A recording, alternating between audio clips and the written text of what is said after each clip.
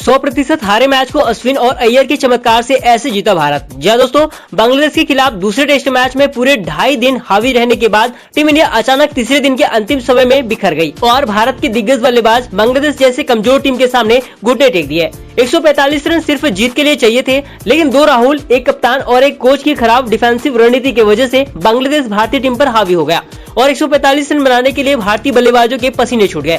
या यूं कहें, टीम इंडिया एक समय इस मैच को पूरी तरह से हार गई थी।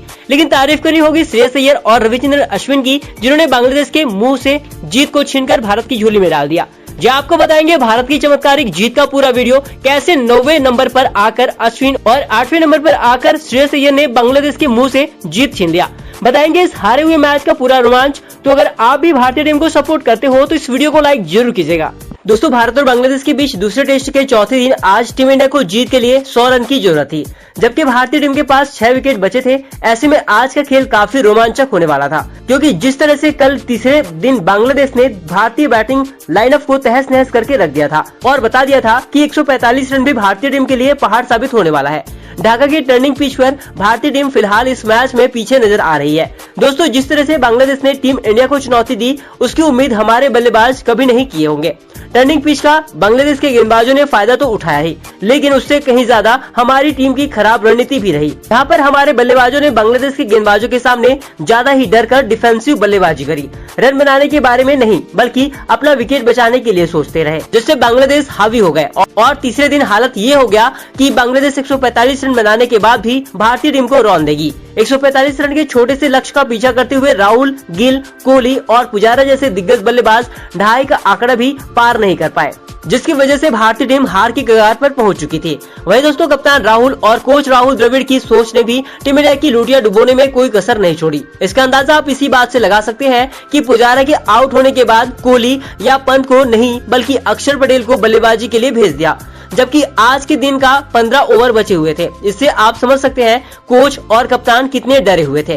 दोस्तों, बांग्लादेश जैसे टीम के सामने अगर इतना डर कर खेलेंगे तो फिर ऑस्ट्रेलिया जैसी टीम से कैसे जीतेंगे और WTC का फाइनल कैसे खेल पाएंगे, ये सोचने वाली बात है। दोस्तों, जब भारतीय टीम बांग्लादेश को 231 रन पर ऑल आउट करी थी, तब लगा हमारी टीम शेर की तरह खेली है और 145 रन तो T20 की तरह खेलकर बना लेगी।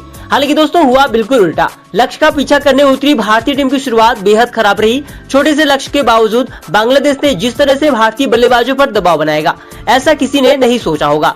भारतीय टीम के लिए बोझ बन चुके राहुल ने आज फिर टीम इंडिया की लूटियां डुबोने में कोई कसर नहीं छोड़ी।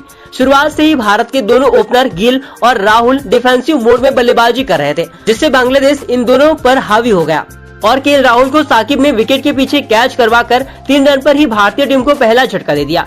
राहुल ने सिर्फ 2 रन ही बनाए। वही दोस्तों, दबाव का असर पुजारा पर भी दिखा। बांग्लादेश ने पुजारा को भी खुलकर खेलने नहीं दिया। पुजारा ने भी आकर डिफेंसिव बल्लेबाजी कर रहे थे और इसका फायदा उठाते हुए मेहंदी हसन ने पुजारा को स्टंपिंग करवाकर उनकी भी पारी का अंत कर दिया। पुजारा भी सिर्फ 6 रन बनाए और टीम इंडिया को 12 रन पर दूसरा झटका लग गया और शाम होते होते कोहली और पुजारा भी चलते बने। दोनों बल्लेबाजों ने मिलकर सिर्फ 7 रन ही बना पाए। इससे आप समझ सकते हैं भारतीय टीम के ये दिग्गज बल्लेबाज कितना डर कर बल्लेबाजी कर रहे थे। दोस्तों, तीसरे दिन भारतीय टीम ने 4 विकेट गंवाकर 45 रन बनाए थे। ऐसे में आज चौथे दिन टीम इंडिया को इस मैच को जीतने के लिए 100 रन की जरूरत थी, जबकि 6 विकेट बचे थे। ऐसे में लग रहा था आज तो भारतीय बल्लेबाज बड़े आसानी से बांग्लादेश को धो देंगे। लेकिन दोस्तों, तारीफ करनी होगी बांग्लादेश की भी, जिन्होंने आज सुबह से ही भारतीय बल्लेबाजों पर दबाव बनाए रखा। आज सुबह के दूसरे ओवर में ही साकिब ने जयदेव उनादकट को LBW आउट कर 56 रन पर भारतीय टीम को 5 झटका दिया। उनादकट ने 13 रन बनाए। दोस्तों, उनादकट के बाद बल्लेबाजी करने आए ऋषभ पंत। पंत के आते ही सभी भारतीय फैंस निश्चित थे कि पंत तो भारतीय टीम की डूबती नैया को पार लगाएंगे और आते ही उन्होंने अपने तेवर दिखाए। शाकिब की गेंद पर एक शानदार चौका भी लगाया, लेकिन उनकी ये पारी ज्यादा देर तक नहीं चल पाई। मेहंदी हसन की सीधी गेंद को पंत खेलने से चूक गए और LBW आउट हो गए। इसी के साथ ही भारतीय खेमे में सन्नाटा छा गया। 71 रन पर भारतीय टीम को 6वां झटका लग चुका था। भारतीय टीम की सबसे बड़ी उम्मीद मैदान से बाहर आ रहा था। दोस्तों, इस नाजुक मौके पर पंत ने भी मुश्किल में फंसी टीम इंडिया का साथ छोड़कर आ गए। उन्होंने सिर्फ 9 रन ही बना पाए। दोस्तों, पंत के बाद 8वें नंबर पर श्रेयस अय्यर बल्लेबाजी करने आए। अब भारतीय टीम की आखिरी उम्मीद अय्यर ही थे। टीम इंडिया को अभी भी जीत के लिए 75 रन चाहिए थे। हालांकि एक छोर पर जिस तरह से अक्षर पटेल बल्लेबाजी कर रहे थे, तो भारतीय टीम की उम्मीद बनी हुई थी।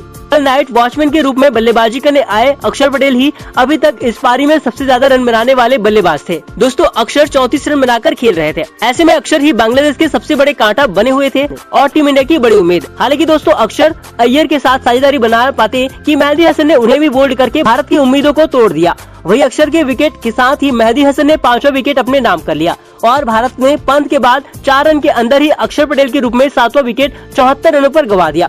अब दोस्तों यहाँ से भारतीय टीम की हालत काफी खराब हो चुकी थी। टीम इंडिया को अभी भी जीत के लिए 71 रनों की जरूरत थी और सिर्फ 3 विकेट ही बचे थे, जो लगभग नामुमकिन ही लग रहा था, क्योंकि जिस तरह से बाकी के बल्लेबाज बांग्लादेश के सामने घुटने टेक दिए थे, जो अब उम्मीद न के बराबर ही थी। हालांकि तारीफ करनी होगी इन दोनों बल्लेबाजों की, इतना दबाव वाली स्थिति में भी बांग्लादेश के सामने घबराए नहीं, बल्कि बांग्लादेशी गेंदबाजों का डटकर मुकाबला करके भारत को जीत के करीब लेकर आए। दोस्तों बांग्लादेश के स्पिन आक्रमण को खराब करने के लिए अश्विन ने उन पर अटैक किया, बाकी बल्लेबाजों की तरह डिफेंस नहीं किया। यही वजह थी कि रन बनते चले गए और बांग्लादेश के कप्तान को सोचने पर मजबूर होना पड़ा और अपनी रणनीति में बदलाव करने पर मजबूर हो गए, जिसके बाद साकिब ने तेज गेंदबाजों को लगाया और फिर यहाँ से दोनों बल्लेबाजों ने बड़े आसानी से रन बनाते गए।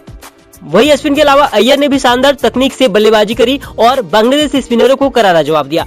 दोस्तों जब ये दोनों बल्लेबाज मैदान पर आए थे तो टीम इंडिया को 71 रन जीत के लिए चाहिए थे और सिर्फ 3 विकेट ही बचे थे और फिर वहां से मैच को जिताकर ले जाना वाकई में काबिले तारीफ है। अय्यर और अश्विन की जितनी तारीफ की जाए कम होगी। दोनों बल्लेबाजों ने 71 रनों की बहुमूल्य साझेदारी करके भारत को हारा हुआ मैच जिता दिया और इसी के साथ ही टीम इंडिया ने ये सीरीज 2-0 से अपने नाम कर ली। दोस्तों अश्विन ने जहां नाबाद 42 रन बनाए तो अय्यर ने 29 रन बनाकर भारत को जीत दिलाकर ही लौटे और टीम इंडिया ने 3 विकेट से इस मैच को अपने नाम करने में कामयाब रही।